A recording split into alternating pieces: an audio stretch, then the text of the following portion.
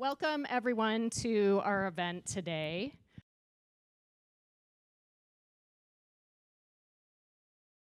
Tonight is a collaboration between Spokane Public Library, the archives at Eastern Washington University, the Washington State Archives, and the College of Arts, Sciences, and Humanities at Eastern Washington University.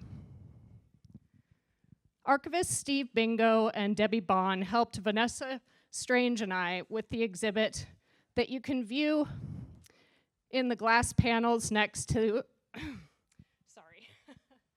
I've been running around setting up the event and realizing I needed to take a breath before I got started here. Let me take a breath for a moment. Thanks, everybody. We had some technical difficulties that just got figured out at the last minute, so I'm just relaxing on stage in front of you right now. So thank you all.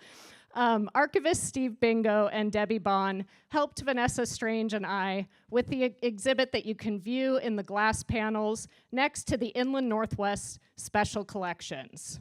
That's located at the back of the room here. We are really grateful for their assistance. We're also grateful to bookbinder Mel Hewitt for sharing her work with us for the display. She did original bookbindings for both my novel, The Cassandra, which is set at Hanford, and for Mary Shelley's Frankenstein, which has, of course, been cited again and again as a wonderful metaphor for the Manhattan Project, asking the question, what is invention without humanity? The exhibit is excellent to me because it shows various mediums, teaching us how to converse about difficult subjects like Hanford, from news headlines to poetry, to photography, to medical reports, to posters.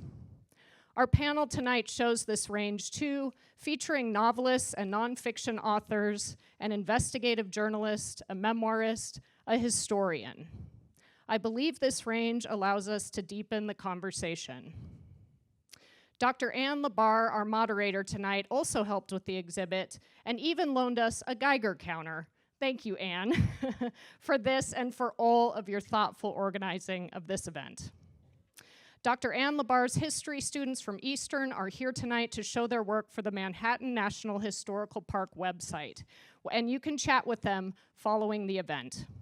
I also want to say thank you to Auntie's Bookstore and L'Etat Books, who will be selling the panelists' books tonight. Please support them. And thank you to the following organizations for your work and involvement tonight, including Hanford Challenge, Heart of American Northwest, and Columbia Riverkeeper. And now I'll introduce our moderator tonight, Dr. Ann Labar.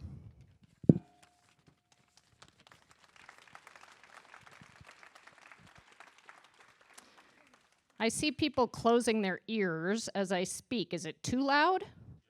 Okay, I'm sorry. Can we turn down the mic a little bit? Dr. Ann Labar is a professor of German history at Eastern Washington University and has published academic papers in both German and English. She has won numerous awards for teaching in her 33 years at Eastern, including the Faculty of the Year Award. Over the past decade, she has also researched and collaborated on the history of the Hanford nuclear site, guiding students in interpreting Hanford downwinder oral histories. Labar has received an EWU Eagle Grant and U.S. Department of Interior grants to mentor students in writing articles on the Hanford downwinders for Manhattan Project National Historical Park. In 2017, she developed a team-taught first-year experience course on refugee voices, which got her involved in volunteering with local refugee support organizations, including World Relief Spokane, Feast World Kitchen, and Thrive International. As with her Hanford work, the aim of Refugee Voices is to increase students' understanding of and engagement with global issues that have dramatic impacts on hometowns across Washington state. Please give a warm welcome to our moderator, Dr. Ann Labar.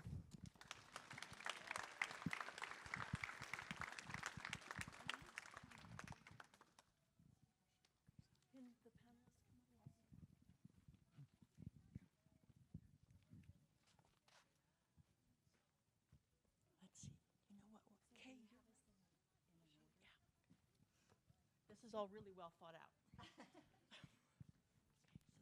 You're listening to KYRS, Medical Lake, Spokane. Ann LaBar is taking the stage now, being presented with the microphone, I assume. Okay, they're figuring out their audio on stage live. Oh, that's a wonderful sound there.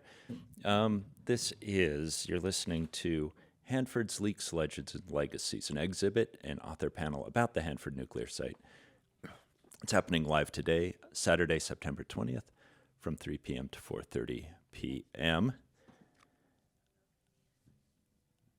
And Hello? there we Great. go. Okay. Here's Welcome, Ann LaBar. everyone. It's wonderful to see such a big crowd, given that it's a football weekend and it's beautiful outside. I want to give a special thanks to Sharma Shields and the Spokane Public Library for co-organizing and hosting this event, and to Vanessa Strange for creating the wonderful exhibit that Sharma just mentioned of historical artifacts in the display cabinets on the other side of the hall. Be sure to look at those before you leave. I also want to thank the EWU College of Arts and Humanities and Social Sciences for their sponsorship and support. Please let me know if you can't hear me. Before introducing the four panelists today, I want to also heartily thank them for the decades of work they have devoted to revealing the honest and complete story of the harmful impact of plutonium production at Hanford. Not just on our region and on our regional ecology, but also on public trust in the federal agencies tasked with keeping us all safe. That there's never been a cataclysmic release or accident at Hanford is due in no small part to the effort that journalists like Karen Dorn Steele and citizen activists like Jim Thomas and Trisha Pritikin have exerted to keep public attention focused on Hanford and the federal government's cleanup efforts. The careers of these four individuals are interwoven with the story of the Manhattan Project and the Cold War. That official history of this era rightfully is headlined by extraordinary figures like physicists Leo Szilard and Robert Oppenheimer, chemist Seaborn, and General Leslie Groves. But the weapons these men designed and delivered pale in comparison to the environmental damage done and the countless human lives altered or cut short by the mechanisms of plutonium production. The reason is that producing plutonium, which is the necessary ingredient in an atomic weapon, is a highly dangerous and filthy business. During its roughly 40-year lifespan, Hanford's 9 reactors generated a total of 74 tons of plutonium. That 74 tons came from an original input of 100,000 tons of uranium. If you do the math, that's less than 1/1000% of product yielded to waste produced. Then, to isolate and extract that tiny amount of plutonium, the irradiated metals around it had to be dissolved in highly toxic chemicals like nitric acid. In the end, along with the 74 tons of plutonium, came the byproducts. All told, at least 400 billion gallons of lethal liquid and sludge, as well as solid, particle, and gaseous forms of waste, much of it still highly radioactive.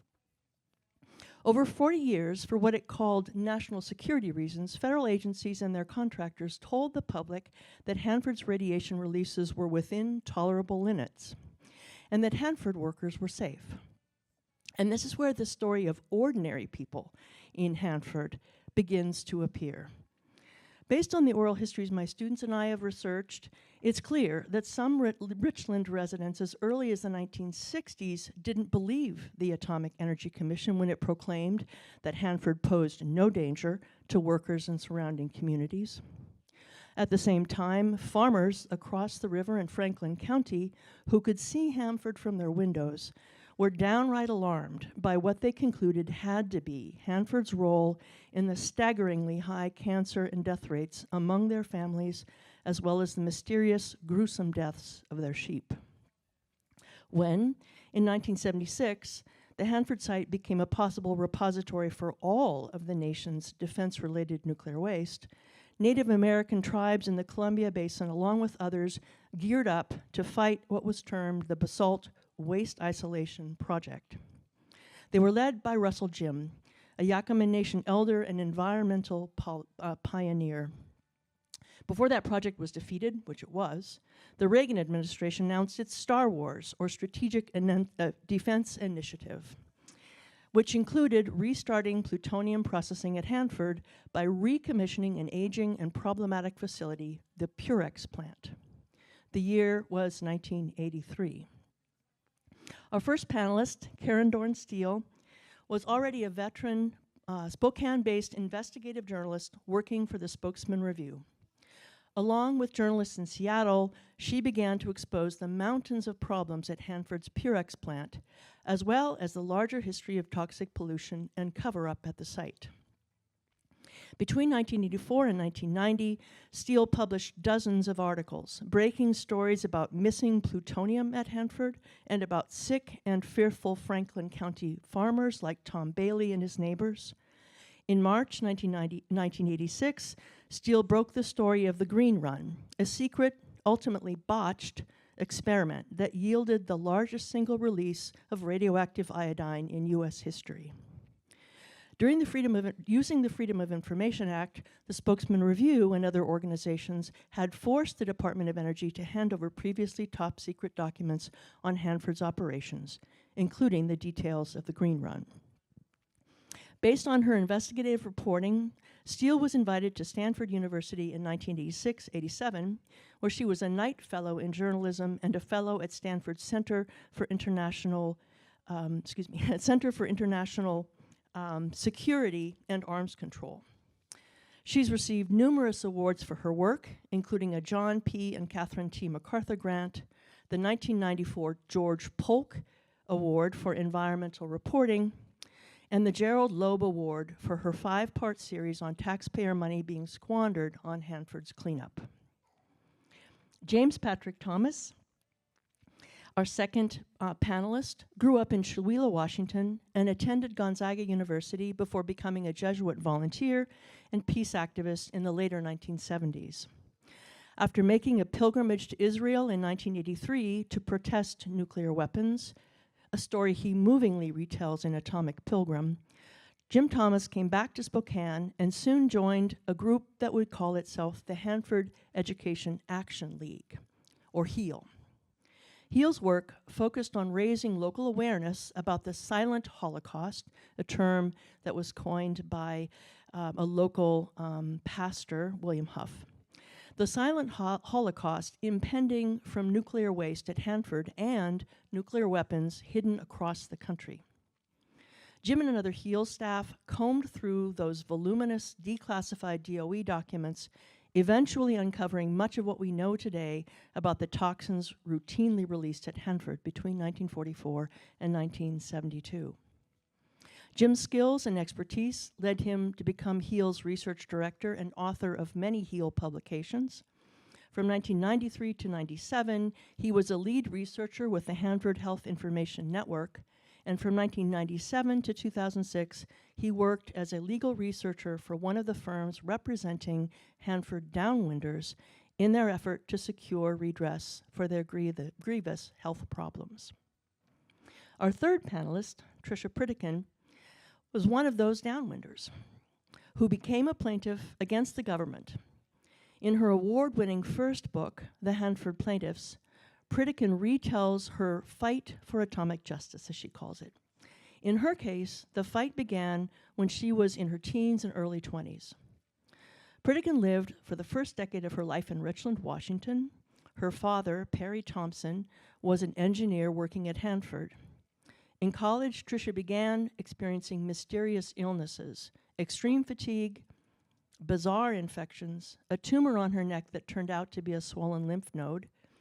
But neither she nor any doctor had any way of knowing that these were symptoms of immune deficiency and thyroiditis caused by sustained exposure to radiation from Hanford when she was a child. Trisha went on to complete bachelor's and master's degrees at UW and a law degree at the University of San Francisco Hastings, all the while getting sicker and sicker.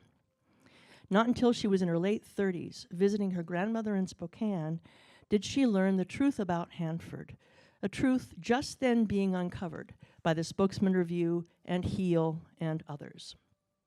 That knowledge, she says, along with the deaths of her parents to aggressive radiogenic cancers, changed the direction of her life. Since 1988, Trisha Pritikin has been a tireless advocate and a brilliant advocate for the Hanford Downwinders, serving on numerous national boards and organizations, speaking on scholarly panels and giving interviews. In her novel, her new novel, Then Came the Summer Snow, Trisha's heroine is a Richland mom who wonders when snow-like flakes drift down on her town and then realizes her children are being poisoned by their fresh milk. Edith Higginbotham, the heroine, turns her fears into a personal crusade. And our final panelist, Kay Smith Blum, published her award-winning debut novel, Tangles, in 2024. Before becoming a full-time writer, Smith Blum had a career in fashion retailing and publishing on the fashion industry. She was elected to the Seattle School Board in 2009 and later served as its president. She was named Western Washington Women's Business Owner of the Year in 2013, and she has served on numerous boards and charities focused on health and disease prevention, education, and environmental issues. Kay has authored short fiction and nonfiction works online and in print. Tangles, which garnered a dozen regional and national awards, is described as genre-defying. It's a love story wrapped in a mystery, plotted as a thriller. Tangles is a wonderfully researched book, and it uncovers lost details about Hanford's pollution of the Columbia River and its fisheries all the way out to the Pacific Ocean. It even features a whale. Each of our panelists will speak for a few minutes about their work, after which we'll open it up for your questions. Please give our authors a warm welcome.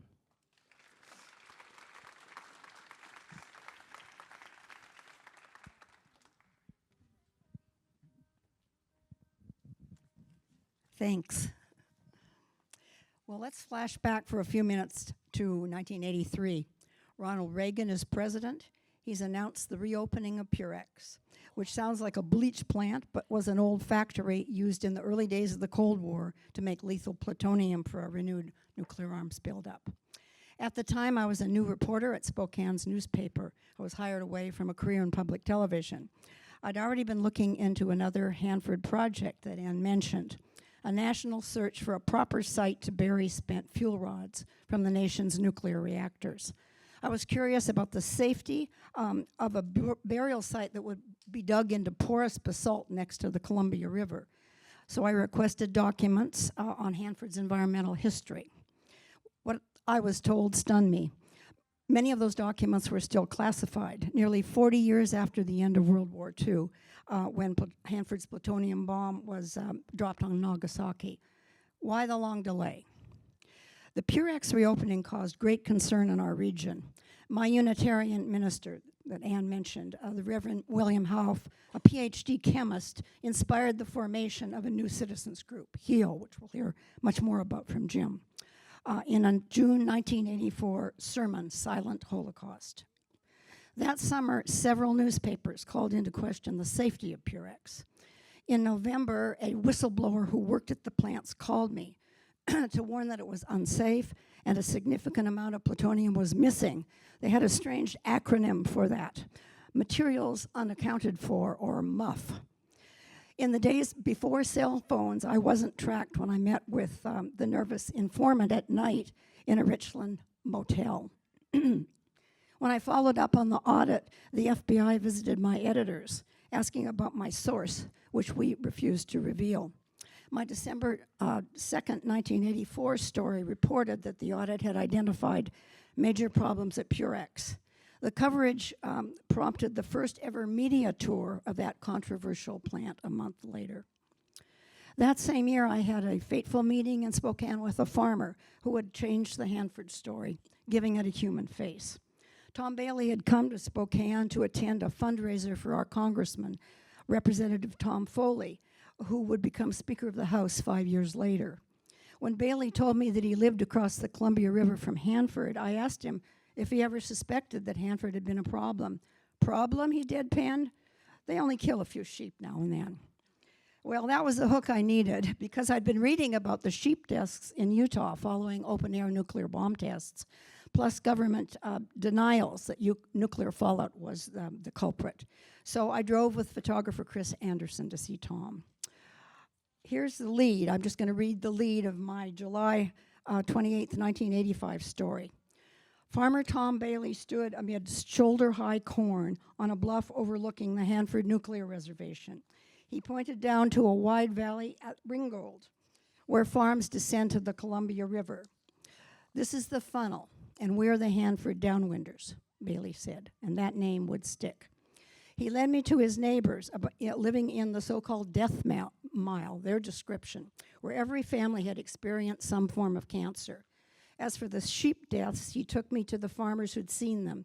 And here's the lead from the sidebar. It's back there in the exhibit, on the sidebar to my main story on Tom Bailey. Nels Allison vividly remembers the gruesome sights in his lambing shed during the winter of 1961.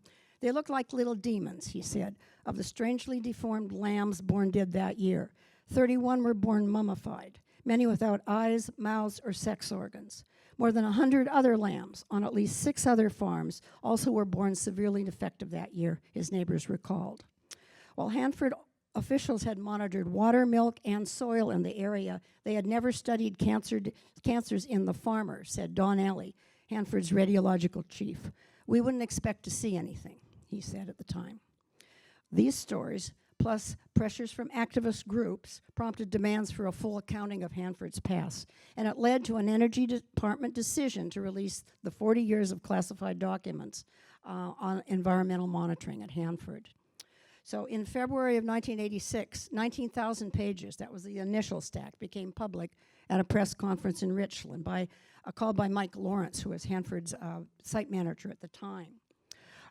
He conceded that Hanford's radiation releases in the 40s and 50s were far higher than what would be allowed today, and they remained high in the early 60s when 8 production reactors were running, the years the little demons were born. One document stood out to me. It concerned a mysterious event called the Green Run, and I broke the news of this deliberate experiment on March 6, 1986. And this is the lead. In a planned experiment in December 1949, Hanford's Cold War managers allowed a major release of radioactive iodine into eastern Washington and Oregon. The purpose of the experiment remains a secret. People living in the path of the contamination weren't warned. Hanford officials would only say the experiment was done to test instrumentation.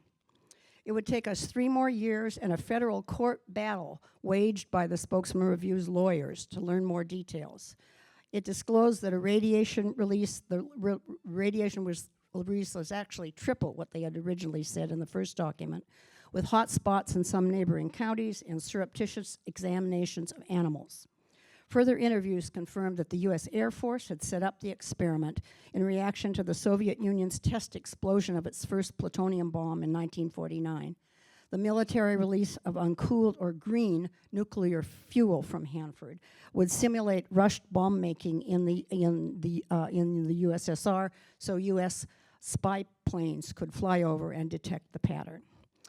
As we fought for more documents in this period, more bad nuclear news came.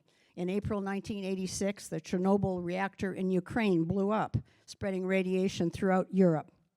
Hanford's N reactor was shut down in January 1987 because it was the same design as the Chernobyl reactor, and it never reopened. It would take 4 more years for Tom Bailey's neighbors to get confirmation that they'd been in harm's way. Here's the lead in my July 22nd, 1990 story. They suspected 5 years ago. Now they know.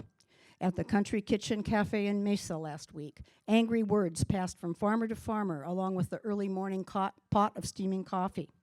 A few days earlier, these Columbia Basin old-timers had been busy preparing for the July harvest when they heard a dramatic government admission.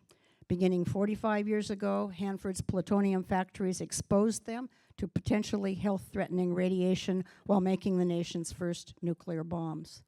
They should have told the people, said Tom Bailey's uncle, Ray Bailey. And Tom sat nearby on that day, writing an op-ed for the New York Times on his childhood ailments, including sterility at age 18. That government admission opened the door to lawsuits against the contractors who ran Hanford. Thousands of people sued in 1990. Trisha Pritikin was among them. And the big civil suit didn't end until 2015. I'm struck by how the novelists you'll hear from next today have creatively deployed some of the stories I initially told as a journalist. For instance, June Casey, a freshman at Whitman College in 1949, who permanently lost her hair and her health after the 1949 Green Run. Ernest Johnson, a Hanford worker who died mysteriously after a radiation incident, whose widow, skeptical of Hanford denials, took his body to Chicago for a second autopsy that identified radiation exposure. And of course, Tom Bailey and his neighbors. These were the civilian victims of our nuclear weapons program.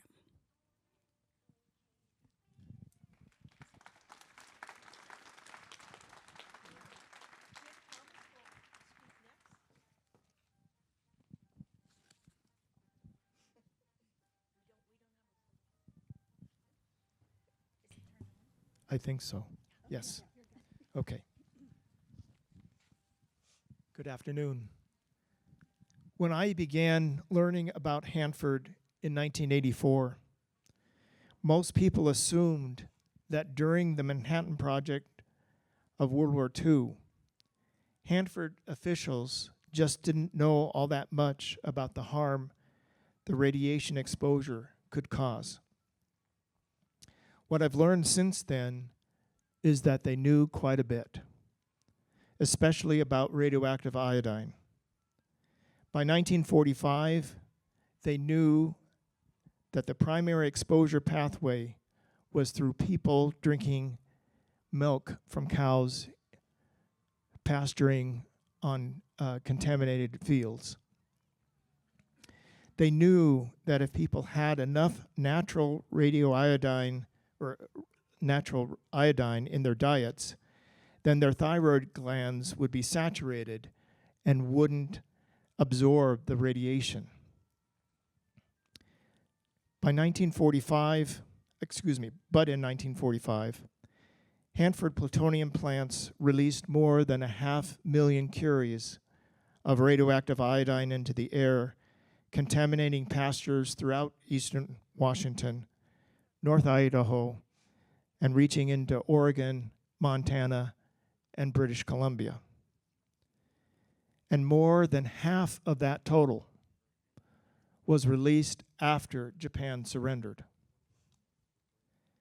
Hanford and the rest of America's nuclear weapons complex kept the public in the dark, even during the atmospheric testing of the 1950s.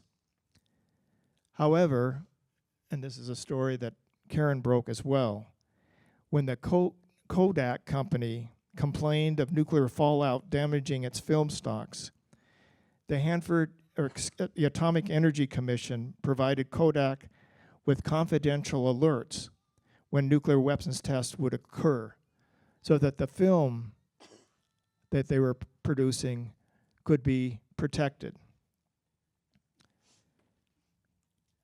At no time did the government alert American parents so that they could protect their children.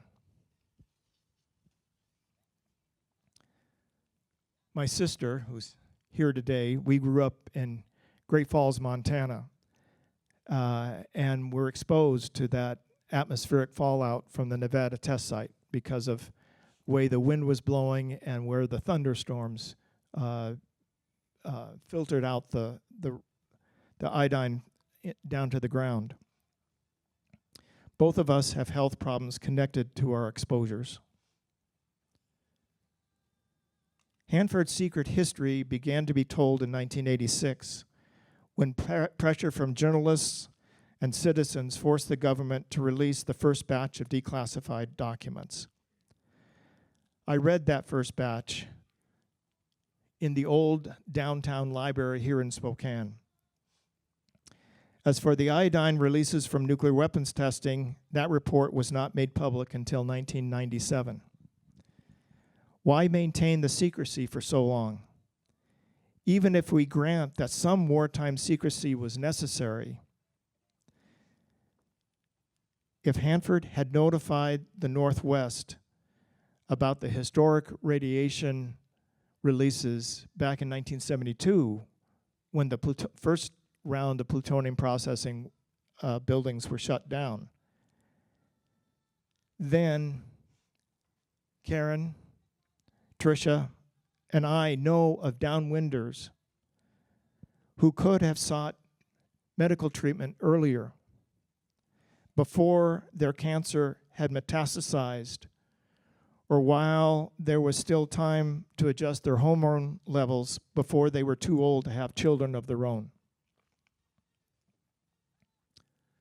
Then there is the Green Run, the largest single release of radioactive iodine to the air from Hanford.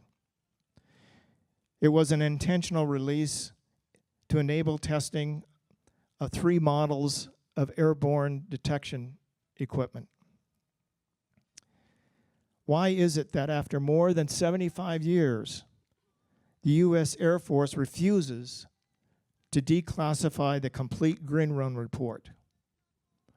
Why? I believe that downwinders have a right to that information.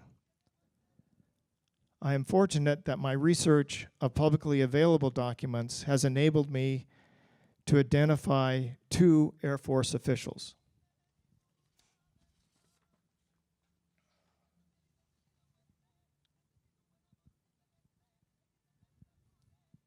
The 2 men who were involved in authorizing the Green Run, Major General Morris R. Nelson and William D. Urey.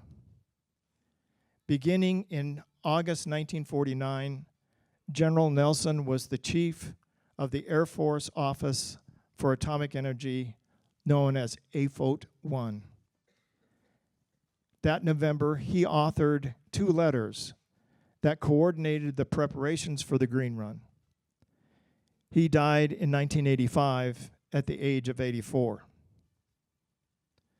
William, known as Bill Urey, chairman of the Technical Working Committee for AFOT-1, visited Hanford on at least 3 occasions during 1949 prior to the Green Run, in January, April, and October. During his visit in late October, he participated in detailed planning for the Green Run. Urey died of a heart attack in December 1959. Given Urey's multiple trips to Hanford in 1949, he was likely the Air Force supervisor in charge of the Green Run.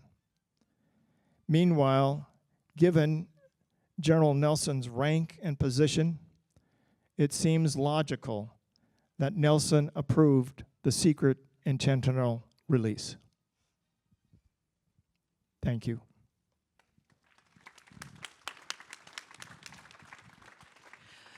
Trisha Pritikin. Yes, Trisha Pritikin is going to be our next speaker, and both she and Kay's books have this novel thing called a book trailer. So we're going to start with the book trailers to their books, and then each of them will speak. Oh, I have one here. It's okay.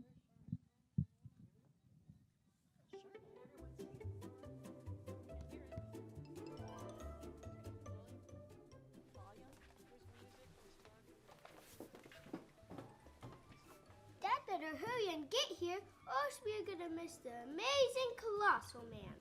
Oh, I wish he wouldn't take you to those atomic mutant movies. Dad and I love him. What if we went and saw the South Pacific or Gigi instead? Ew, yuck. That's just a bunch of singing. Those movies are for girls. I just hope Dad gets home soon. I don't want to be late. He'll be home soon, Herbie. Don't worry.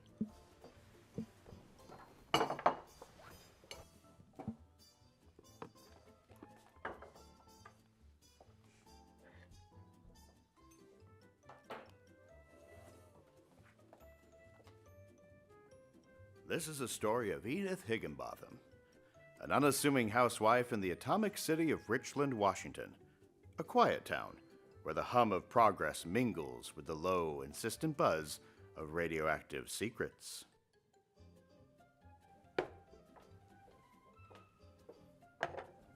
On what seems to be just an ordinary Sunday afternoon, a click of the Geiger counter breaks the silence, detecting radiation in what is otherwise an unremarkable glass of milk. A discovery that ripples through Edith's life like a storm that she never saw coming. Then came the summer snow. A title, yes, but also a warning, a harbinger of something unnatural, and yet inevitable in a world teetering between the promise of progress and the peril of its own creation. This is the Atomic Age hero's journey, wherein the mothers, the ones who stand at the crossroads of survival and sacrifice, must find a way to save their children. You may want to look twice at that glass of milk, or what's in the air, because in the Atomic Age, nothing is ever as it seems.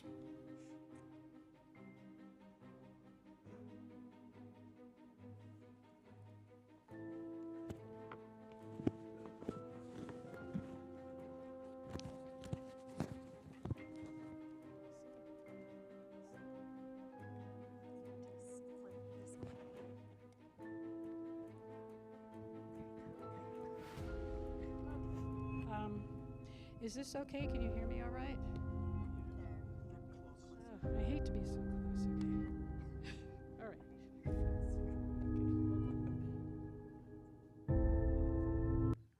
on a second. Because my publishers did not quite send the books in time, we have just a few which I ordered on Amazon back there, but I don't have one up here to use, so I'm using my iPad. So I apologize. Well, I figured this out 1 second, and I will have it. Oh, well, I can talk. I know what I'm saying. I'm going to read from it in a minute. I decided, I wanted to say, first of all, I consider myself example A of what happens to people who are exposed to radiation, to low-dose ionizing radiation as children. I was born and raised in Richland. I was conceived there as well, and radioiodine starts to pass the placental barrier at around 5 months. So you add that to my exposure. I was also a plaintiff in the Hanford litigation and did receive a settlement for my injuries, which is concrete evidence that they hurt us. Just to let you know what happens to people like me, my knees are deformed, and I didn't discover that till recently. They are both, I have severe trochlear dysplasia is what it's called, and my knees had dislocated since I was a kid, but the doctors in Richland said, don't worry if she can't walk, just let her crawl around. So I crawled around for about 3 years, and finally I just couldn't walk a couple years ago, and so I've had one leg operated on. But there is a study by Lowell Seaver that looks at the at birth defects in kids of nuclear workers. So it could be Hanford that did this to me. I don't know. Who knows? You never know.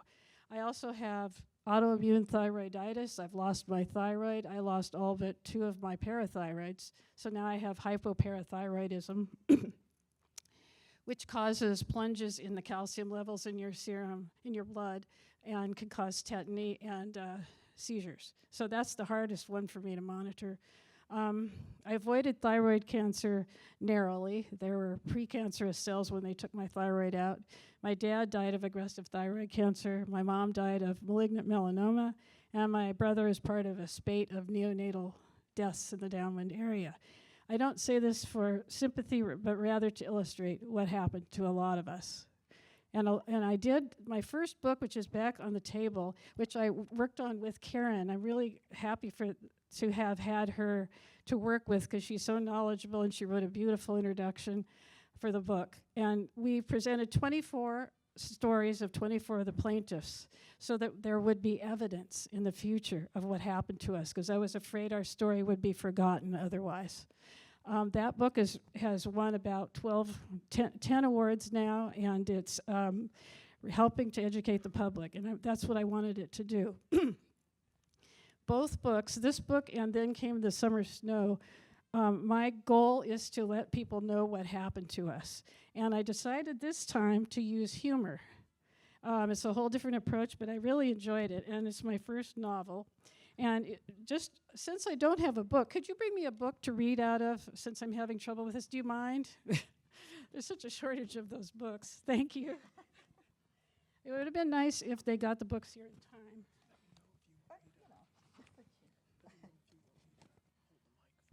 No, this is okay. I'm sorry, Sharma. Thank you for bringing it up. Okay. So this is it, and this is Herbie and Edith Higginbotham on the front cover right after the milk glass spilled on the floor, and they realized this was radioactive milk. I'm just going to read a little out of here. I hope it will entertain people, and it's okay to laugh, even though it's Hanford. It's a sad book, but it's written in dark humor, which is an interesting approach. So I'm going to read you the first chapter, and if I have time, I will do the second one. Are we good? Okay. Yeah. First chapter, Secrets. Humming softly, Edith Higginbotham darns a hole in her husband's sock. Herb H. Higginbotham Sr., is an engineer at Hanford, the massive top-secret atomic weapons complex north of town. The housework never seems to end, but Edith asks herself, isn't this what I dreamed of as a little girl? Home, hearth, husband, children. 10-year-old Herbie Higginbotham sits across from Edith at the dining room table, thumbing through his favorite comic book, Atomic Mouse. When's Dad coming home? I don't want to be late. Herb is taking Herbie to the Uptown Theater to see The Amazing Colossal Man. Edith worries that the new atomic mutant films are too scary for Herbie, but he loves them. And Herb insists it's all in good fun. Mouth-watering aromas waft in from the kitchen, where a meatloaf bakes to a perfect golden brown in Edith's pride and joy, a 1957 GE Liberator double oven stove. A warm surge of motherly pride courses through Edith's body as she glances over the top of her reading glasses at her son. Like many women in Richland, Edith suffered multiple miscarriages before successfully carrying a pregnancy to term. She had nearly given up on motherhood when she discovered she was once again pregnant at 37. Geriatric pregnancy in one's late 30s was considered high risk. Thank heavens baby Herbie emerged just a few days before his anticipated due date, healthy and perfect. For years, Edith had endured the pitying glances of other women. She'd heard their whispers, until she finally became a full-fledged member of the maternal culture of her atomic town. Herbie's attention drifts to the yellow CDV 700 Geiger counter in the living room. I think we have one of those here. Herb had recently acquired the device to try his hand at uranium prospecting. Even Edith was tempted by the new uranium hunting craze when she read in Uranium Prospecting, a complete manual, quote, vacationists and weekend prospectors are taking to the hills, the deserts, and the woods to try their luck at prospecting for uranium. Oil workers, farmers, clerks, mechanics, retired men, and even housewives swell the ranks of the professionals. Even housewives. Edith intends to invite herself along next time Herb heads out on his first prospecting adventure. Herbie carries the CDV 700 over to the dining room table and powers it up. Without warning, a deafening volley of clicks explodes from the device. Startled, Herbie launches out of his chair. Flailing, he upsets the milk glass. The glass plunges and the device falls silent as spilled milk forms a white Rorschach blot on the floor. Herbie ogles the silent counter. Edith stares wide-eyed at the milk blot. It reminds her of a mushroom cloud, its elongated stem stretching towards the kitchen. Edith is mystified. Why would a Geiger counter detect radiation inside her house? She switches off the counter and stashes it into the coat closet. Herbie scurries off to the living room to watch Lassie. When Herb arrives home and Edith tells him about the Geiger counter, he immediately recognizes the implications. Because he has security clearance, he's aware that the facility secretly releases dangerous radioactive byproducts out of his exhaust stacks, blanketing Richland and other downwind communities. Hanford produced the plutonium for Fat Man, the bomb that decimated Nagasaki in 1945. Herb insists that radiation levels in Richland are as innocuous as his superiors claim. He has no real way of knowing. Hanford employees are prohibited from talking to anyone about the fallout wafting from Hanford stacks onto downwind communities. An oversized signboard along the road leading north of town warns, "Lose talk, a chain reaction for espionage." The wives and children have no idea what the men do at work. Herbie knows his dad works in an atomic reactor, but he has no idea what a reactor is. Edith thinks Hanford's reactors make electricity. When Herbie is out of earshot, Edith asks, "Why in heaven's name did the Geiger counter go off?" Herb says, "Don't worry, Edith, the thing's clearly defective." Thanks. And our final speaker is Kay Smith Blum, who also has a trailer for her book.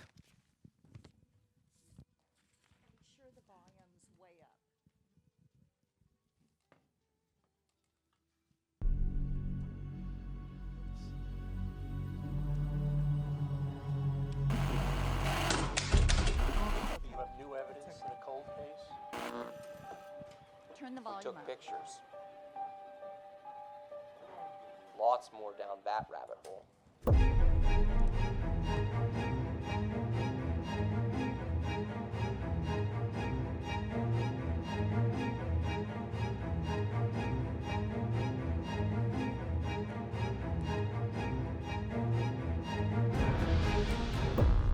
Rabbit hole. The one called Hanford.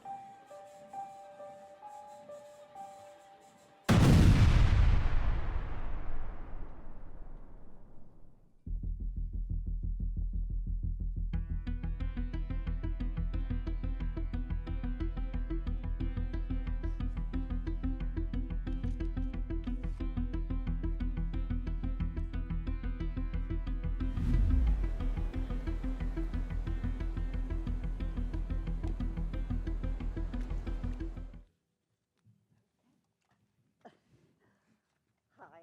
So, first of all, I just want to thank all of you for coming.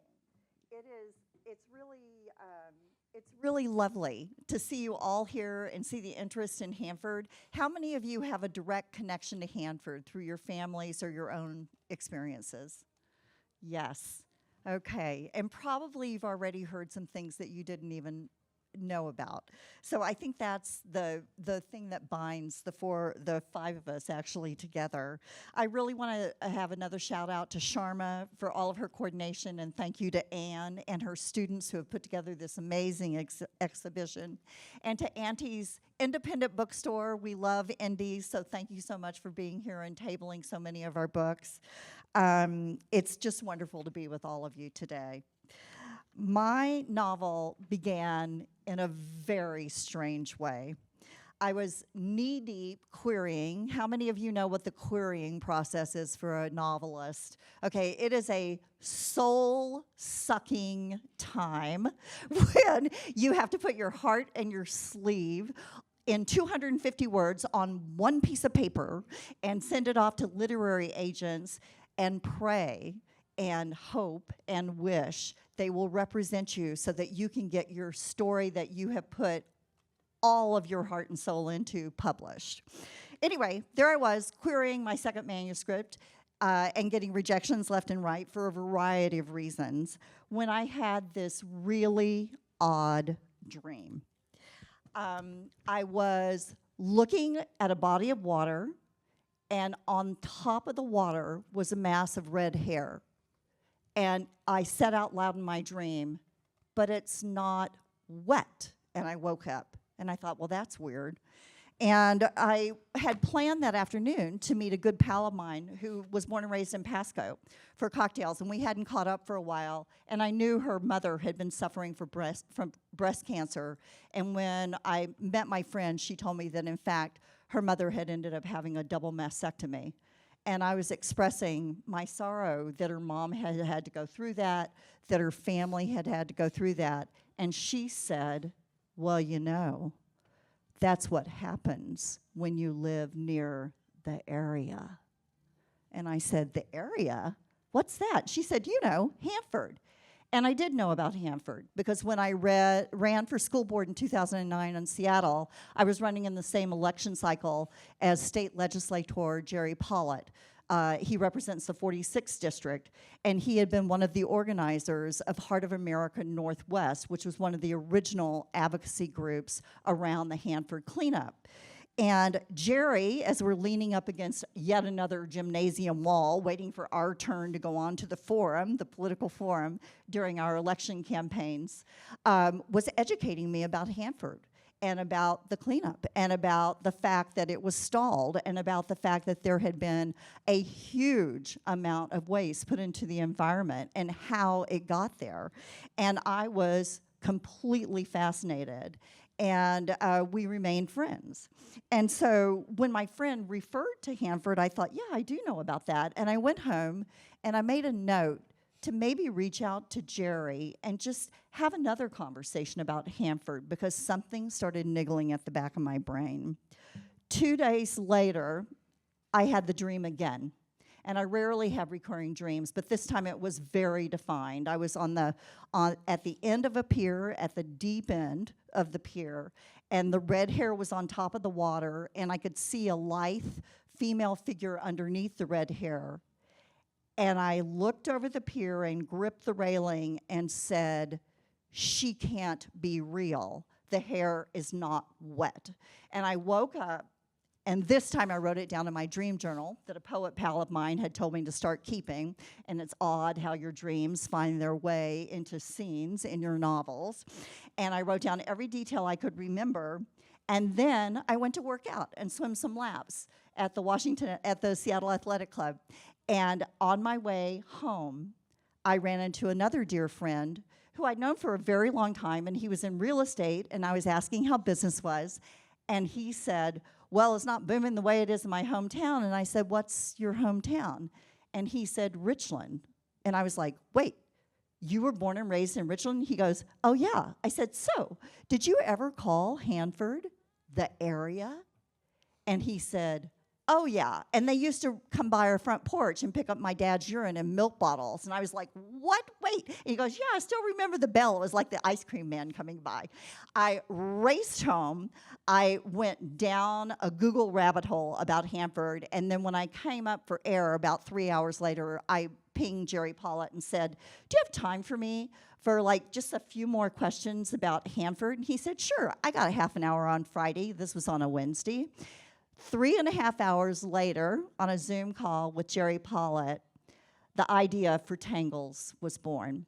And I spent 9.5 months researching, reading every single thing that my panelists had written, reading every narrative I could find about Hanford, and figuring out that I needed to listen to the people that were actually there. So then I dove into oral testimonies that were available at the Hanford History Project and the Atomic Heritage Foundation. And my protagonist, Mary, the Hanford secretary, was born from amalgamation of voices, listening to the women of Hanford. Then I was very fortunate because there was so much journalism done, particularly Karen's journalism around Hanford, and Tom Bailey was a prominent figure in the activists that were leading the fight and insisting that something was wrong during the course of the 60s and the 70s.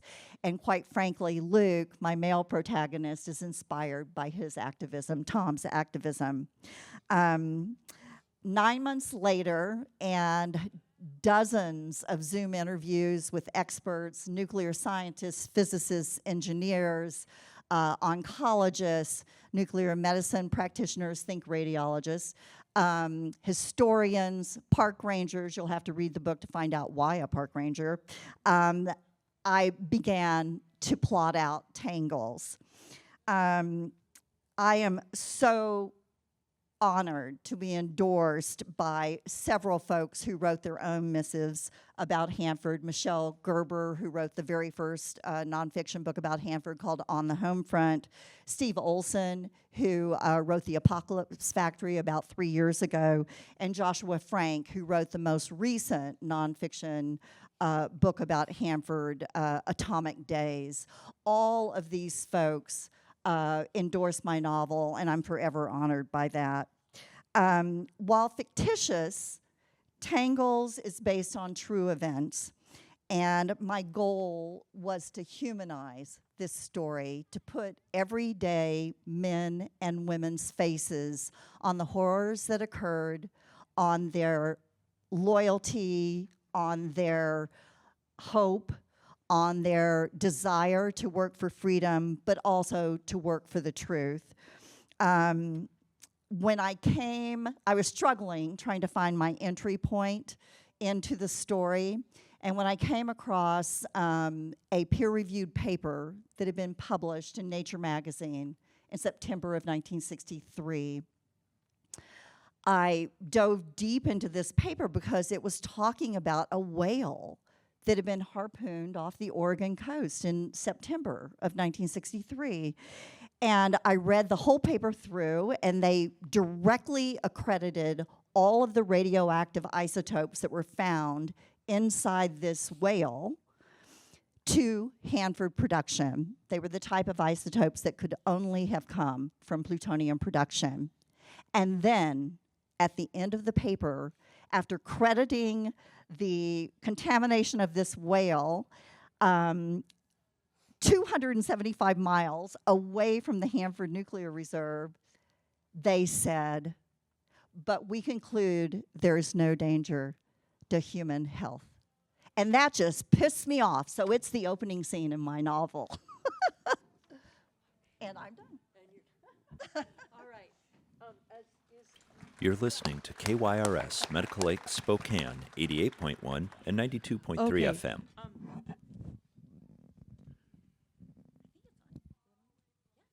Okay, it's on. I think we should open it up for questions. We really only have about a half hour left, and I want to make sure that anyone in the audience who would like to ask a question gets an opportunity to do so and get their question answered. So if you are interested in asking a question, please, if you just stand up, I will come and hand a microphone to you.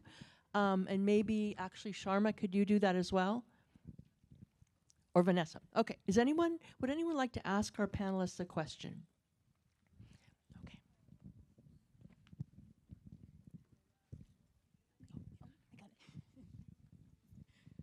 Hello. Yeah, my question is a lot of historical things here from 44 to, the 1970s. So how much of a radiation problem lingers for the downwinders?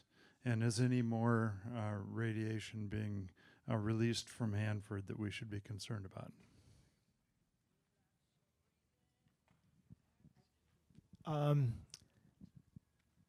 There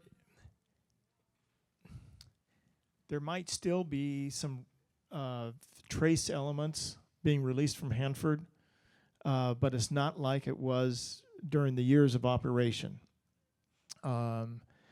During the years of operation, the site flooded, quite literally, the whole Northwest.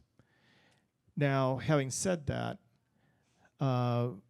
we as citizens of the Northwest have to very much be vigilant with the waste cleanup, both from a monetary standpoint as well as a public health standpoint.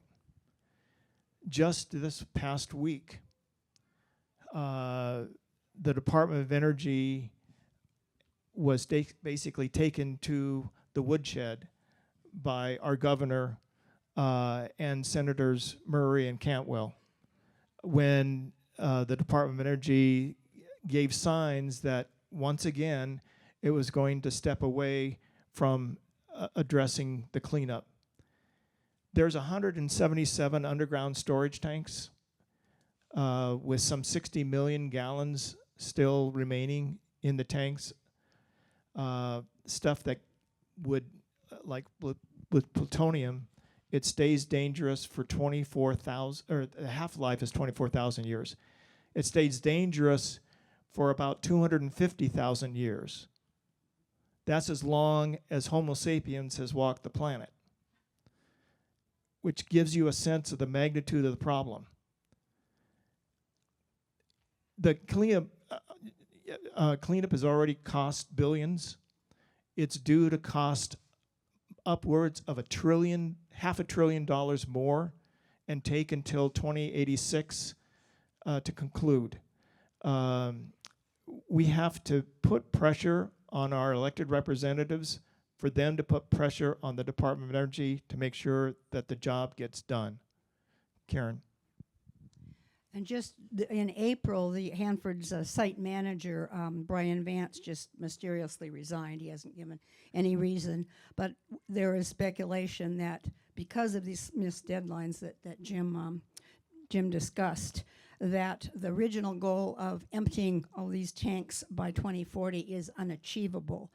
And DOE is also trying to reclassify, I call it linguistic decontamination, saying that some high-level waste is really not high-level, and it's a very complicated story, but Jim is right. This is the major threat to the future, and we do have to keep putting pressure on the government, especially this particular administration, because they've already started through the DOGE cuts to cut back on workers. It's a complicated story because there has been a lot of money wasted in the nuclear cleanup too. The vitrification plant that they originally said would glassify all the high-level wastes, it doesn't work. The massive vitrification plant is only partly finished, and now they're going to sort of other more intermediate steps of turning some of the waste into grout. So it's highly contaminated, highly controversial, highly complicated, but also we have to keep up the scrutiny of this from the citizenry in order to get the results that we ultimately will need. I would just add to that one of the things you'll find in Joshua Frank's book is the amount of waste that is in the tanks that Jim referred to. There are different elements in each tank. And in many cases, even the folks monitoring the cleanup don't know exactly what's in each tank. But some of the radioactive isotopes react together as if they were in a reactor, but they're in a tank, just a double shell concrete tank, and they create other byproducts, one of which is hydrogen. The hydrogen needs to be released from those tanks on a regular basis, and that protocol has been compromised during the DOGE cuts. A lot of the folks that had that institutional knowledge were let go.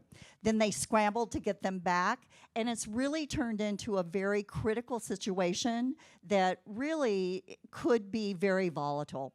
So these are the kinds of things that I think when you do hold the feet to the fire for the DOE, these are the kinds of things that need to be daylighted to the general public so that they understand that in any kind of nuclear production, there is nuclear waste, and it has the half-lives that Jim was referring to.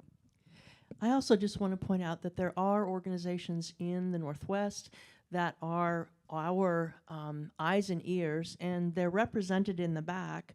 Dan Serres from Columbia Riverkeeper is there. There's information also from Hanford Challenge.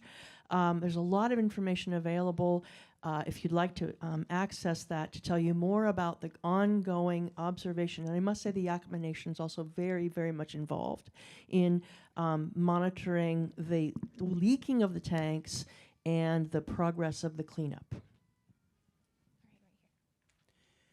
So this is for any one of you. How many nuclear reactors are currently operating at the Hanford Nuclear Reservation? And second part, are there initiatives to either restart currently mothballed reactors or build new ones?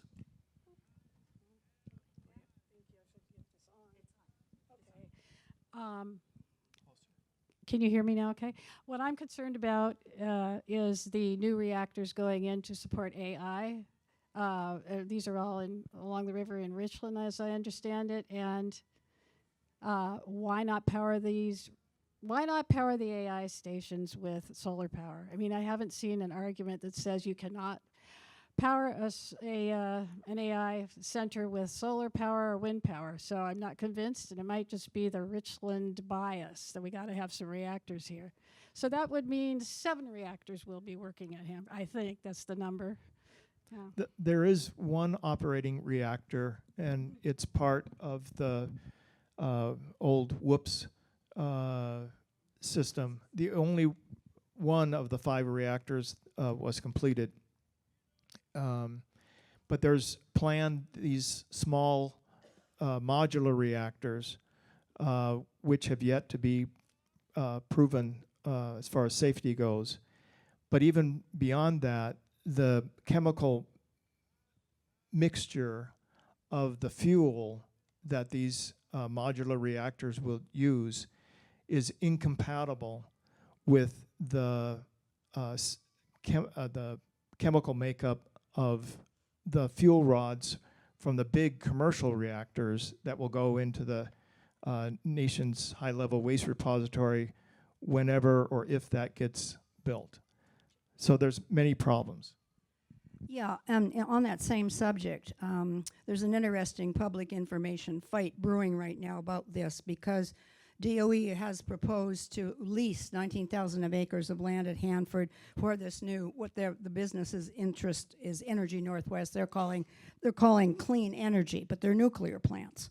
And they want to build something called an X-energy small nuclear reactor, one or maybe several. And Columbia Riverkeeper in Oregon has had to sue DOE to obtain the documents, the information flow between Hanford, the state legislature, and the rest of the public in our region about these. And so far, the Department of Energy has refused to release any information. So that's a fight that our regional media should be engaging in right now. And just one thing, you know, they call nuclear power green. Well, that's only if you're looking at the reactor site itself. If you look at the entire fuel cycle, uranium needs to be enriched in order to be put into a reactor, and that is very intensive electricity use, and a lot of that electricity, both historically and currently, is powered by coal.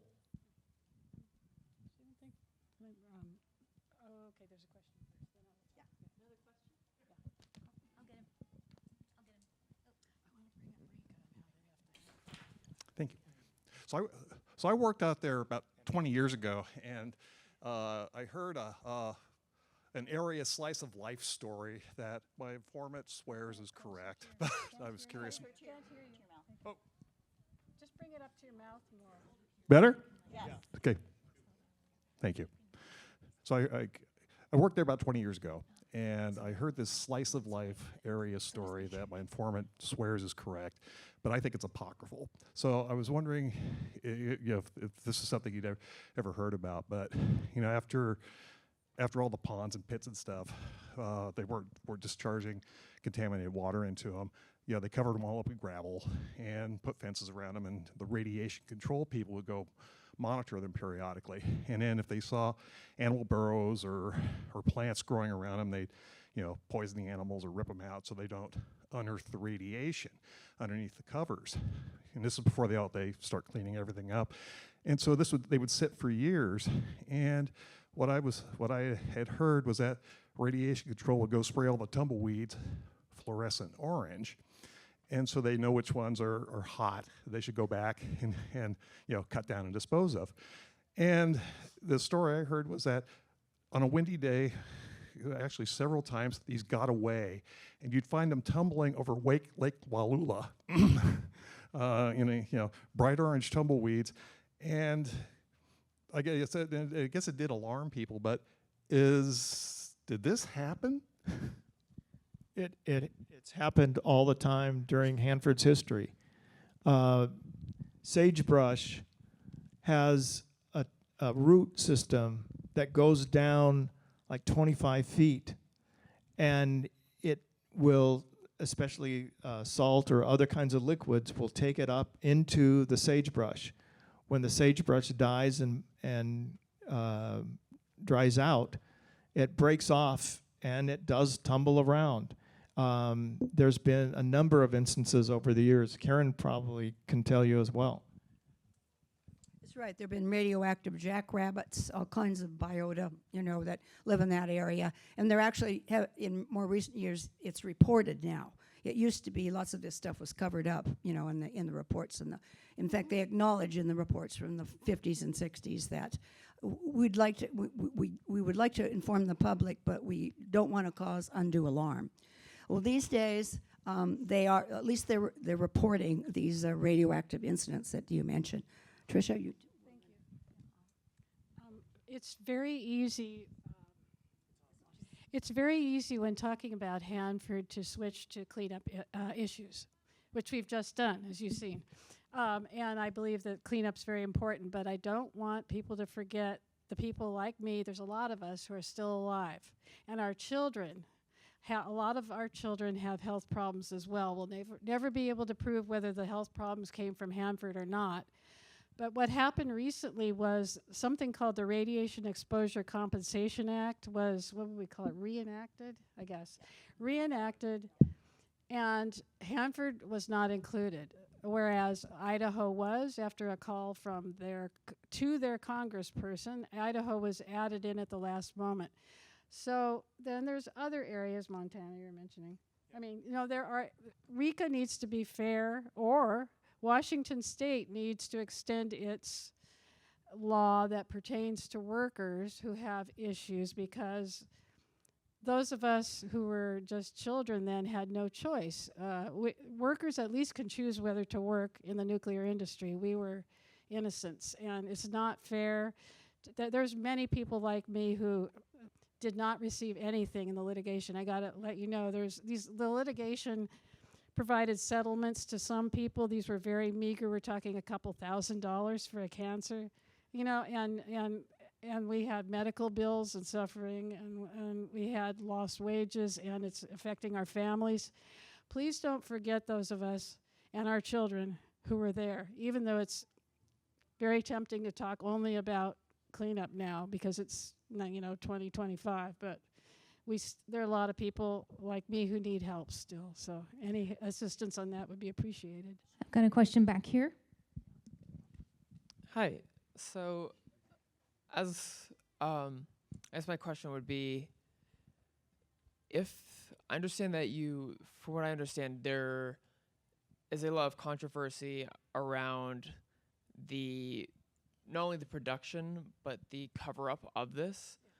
My question is, if there had been less secrecy about it, how do you think that would have changed the outcome? And going forward, what can we do to prevent this from happening further into the future? Yeah, this is a person I met the other day who has come over as a response to our conversation. It was wonderful. Thank you for coming.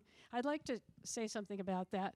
I tried to tackle that in my novel because I kept asking people, why did not you put the preventive health measures, which were cheap and easy, into effect to protect the children who live downwind? And the response was always, if we did that, we'd lose the workforce. There'd be nobody to make the bombs, work on plutonium anymore. So I then proceeded in my novel to say, what if you gave people a choice, and the people who wanted to leave the fallout area left, and the ones who wanted to work there got some hazard pay? They knew what they were getting into. And so you move the children out of the area, or you bring in food for the people who live there. There's things that could have been done. Instead of just saying in all these Hanford documents, don't want to alarm the public, so we're not going to do anything. As Karen mentioned, they keep saying we didn't want to alarm the public. So my response was, that's why I like novels. That's why I like creativity, because you can say, what if they did try to protect the public? What if we just rejected that whole statement about alarming the public? Just a quick addendum to that. In the, I forget the year now, but somewhere in the 1970s, the Benton County health officer, a county official, recommended to Richland Tri-Cities officials that they pass out potassium iodide, thyroid pills that would block the uptake of radiation in the thyroid. And he was completely shut down and told never to bring it up again or he'd lose his job. So it was the pushback was extreme if you didn't toe the line. And it wasn't just in the 1970s, but I've seen a document from 1943 where the health director of the Manhattan Project talked to people at Oak Ridge in Tennessee, which was a pilot plant for Hanford, to put only iodized salt in the company store. So they knew, even in the 1940s, how to protect people, but chose not to. Okay, I just wanted to give Jim a compliment. In our book, our first book that we did, The Hanford Plaintiffs, we used Jim Thomas was a great researcher, and he did some really excellent work on radioactive milk and tracing back when the first knowledge of radioiodine came about and what it did to the thyroid. And we used that in our first book, and I really wanted to compliment him on that.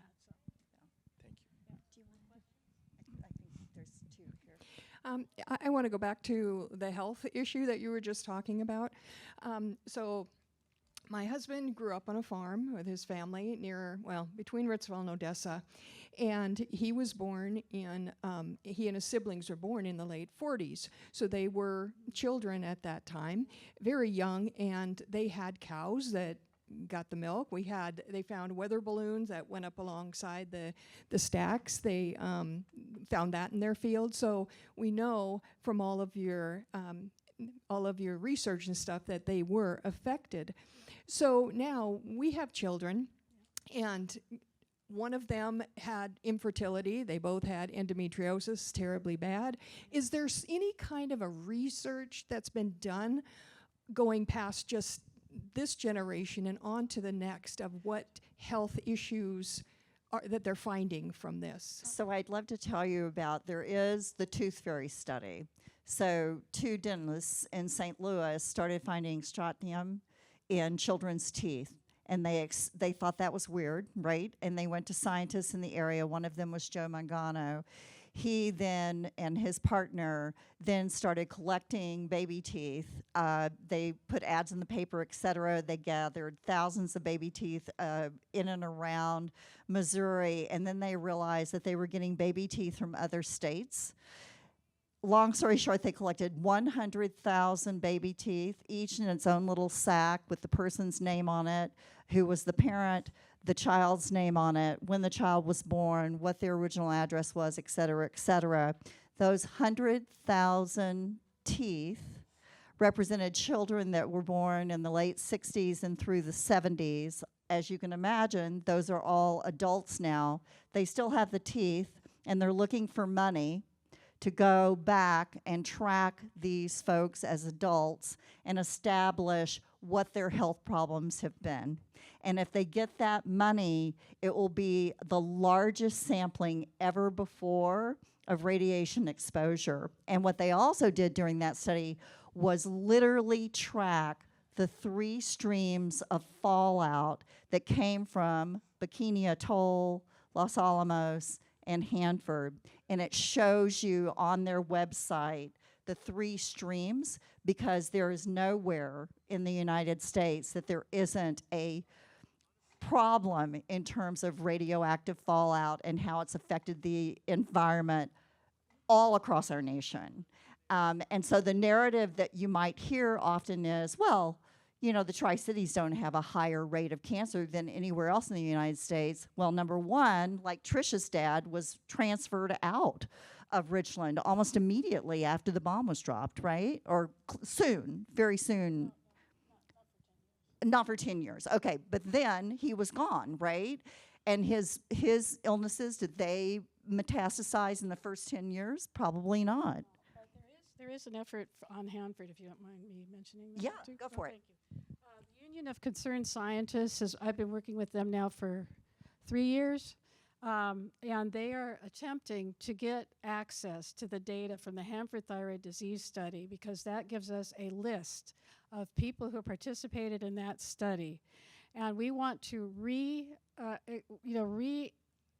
interview them to see what further health problems they have, and we'd like to extend that to the children. In my case, I have 2 kids, they both have issues. And, I hear you when you're saying that your children have issues. But the Union of Concerned Scientists does not accept government money. They're an independent group. So anyone who could give me some help on figuring out how to get Fred Hutch to cough up this data, even if it's if we don't want it totally redacted, or we won't have a list, right? But if we could send to the people on the Hanford Thyroid Disease Study participant list, questionnaires on how are their children, that would give us further information on Hanford. What you're talking about is Nevada test site, Nevada test site fallout primarily. Right. This is Hanford, and this is the only group I know of right now is Union of Concerned Scientists who's working on this. So anyone with connections to Fred Hutch who can help on this, I would really appreciate it. I believe, correct me if I'm wrong, Trisha, but I think a subset of that too that UCS is looking into is the baby graves in the Tri-Cities where Trisha's infant brother was buried, because there is pretty eerie. You go down there and you see this rather large area, and the years were what?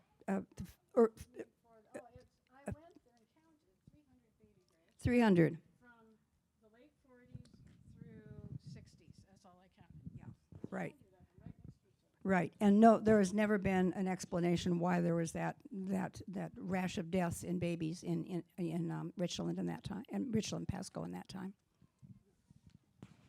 Oh, quick question. What was the geographic area covered by the Green Run? Some maps have it going down as far as Klamath Falls in Oregon. The problem is we will never know the exact areas that were contaminated by the Green Run. And Anne in her introduction said it was botched. About everything that could have gone wrong with the Green Run went wrong. One of those things was that the lab that Hanford was using to measure the contamination on the environmental samples was located in the same general area of Hanford as the release point. And it contaminated the laboratory. And so all of the samples are at least suspect. And so there really isn't any good. Not only that, but the airborne, they had many problems with the Air Force plane involved. And it was supposed to try to figure out where the plume was. And again, it's just, exposed thousands of people to dangerous levels of radiation. And from a scientific standpoint, we didn't gain any knowledge that we could hang our hats on. Right.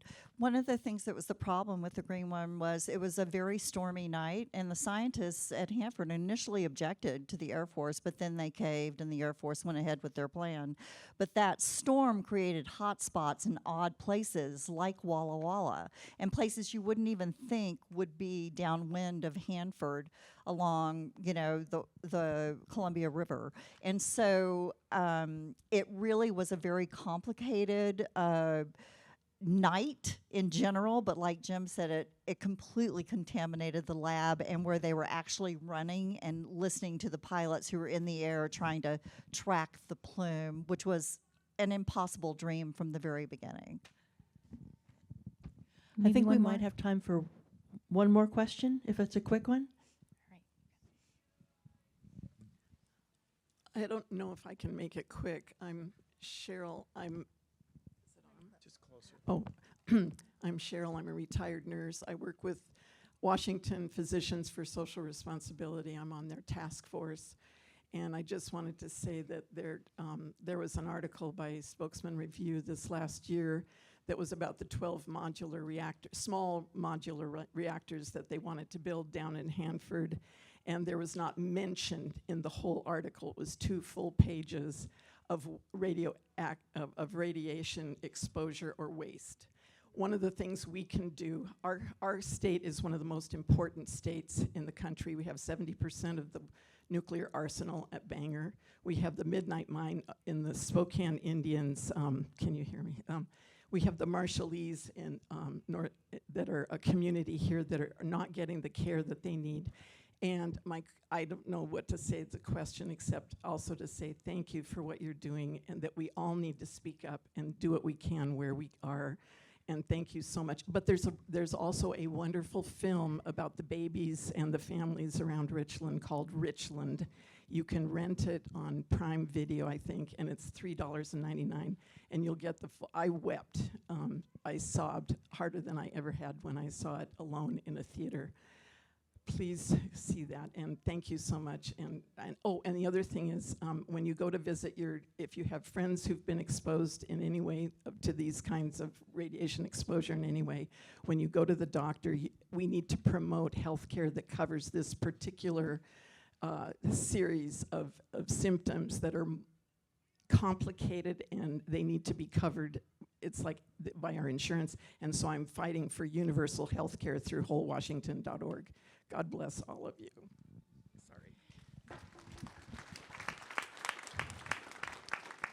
Sorry. Thanks. I want to give an enormous thanks to the audience first for fantastic questions, and to our panel, and to all of the organizers.